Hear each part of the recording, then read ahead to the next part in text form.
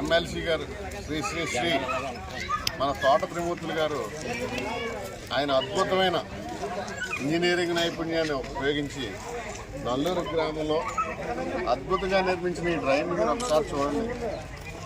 రోడ్డుకై దాదాపు 2.5 అడుగుల ఎత్తులో ఒక అద్భుతంగా భవిష్యత్ తరాలకి 200 సంవత్సరాల తర్వాత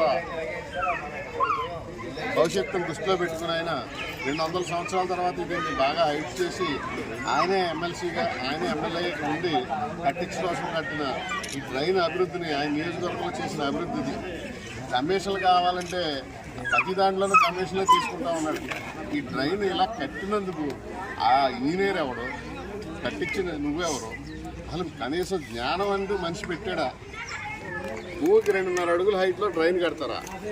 అలాంటి హై స్కూల్ ఉంది. ఎప్పుడో పూర్వం పెద్దలు కట్టించిన హై స్కూల్ని రోజు కాంపౌండ్ వాల్ లేకపోయినా దానికి కాంపౌండ్ వల్ల ఉంది. అది రెండోది, ఆ గ్రౌండ్లో నీరు కూడా బయటకు వెళ్లకుండా చేయడం జరిగింది.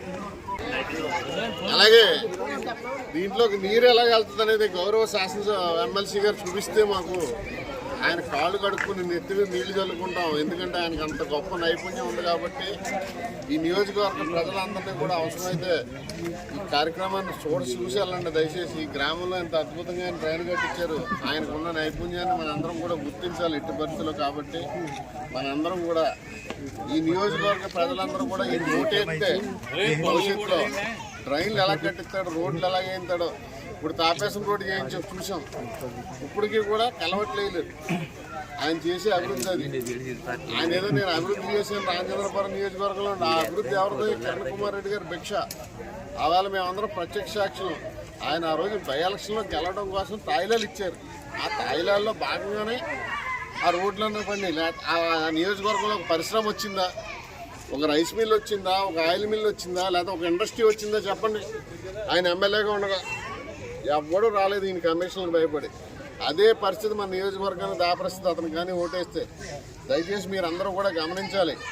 ఇటువంటి వ్యక్తుల్ని రామచంద్రపురం నియోజకవర్గాన్ని అభివృద్ధికి ఎటువంటి పారిశ్రామిక అభివృద్ధి కాకుండా లేకుండా చేసినటువంటి వ్యక్తుల్ని ఎట్టి పరిస్థితుల్లో ఈ నియోజకవర్గంలో ఓటేస్తే అది వృధాగా మిగిలిపోద్ది అనేది గుర్తించాలి.